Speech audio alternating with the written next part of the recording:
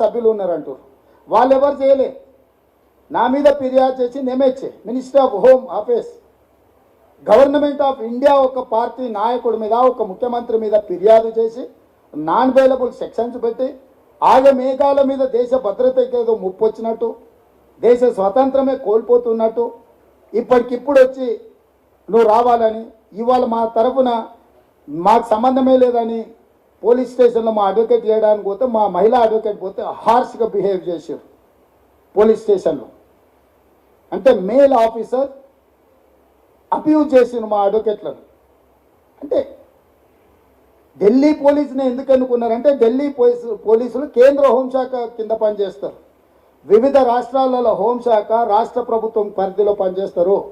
Delhi police మాత్రమే కేంద్ర హోంశాఖ పరిధిలో పనిచేస్తారు. ఎన్సిటి నేషనల్ క్యాపిటల్ టెరిటరీ కాబట్టి అక్కడ అర్బన్ డెవలప్మెంట్ మినిస్ట్రీ అండ్ హోంశాఖ, కేంద్ర హోంశాఖ కేంద్ర అర్బన్ డెవలప్మెంట్ మినిస్టర్ కింద ఉంటాయి ఈ రెండు శాఖలు. అంటే రాష్ట్ర ప్రభుత్వానికి సంబంధం ఉండదు. అందుకోసమని కేంద్ర ప్రభుత్వంలో పనిచేసే పోలీసు యంత్రాంగం ఢిల్లీ పోలీసులు అమిత్ షా గారి నియంత్రణలో పనిచేసి అక్కడ హోంగార్డును ట్రాన్స్ఫర్ చేయాలన్నా అమిత్ షా గారే చేయాలి. ఇవాళ ఆ పోలీసులను ప్రయోగించి నా మీద ఒత్తిడి తీసుకొచ్చి ఎన్నికల ప్రచారం చేయకుండా అడ్డుకోవాలనే కుట్ర జరుగుతుంది.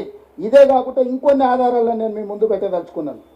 కేంద్ర మంత్రి అనంత్ కుమార్ హెగ్డే మోడీ మంత్రివర్గంలో cabinet minister, union cabinet minister. ఎప్పుడైనా 2017లో ఆయన ఇచ్చిన స్టేట్మెంట్ ఏంది?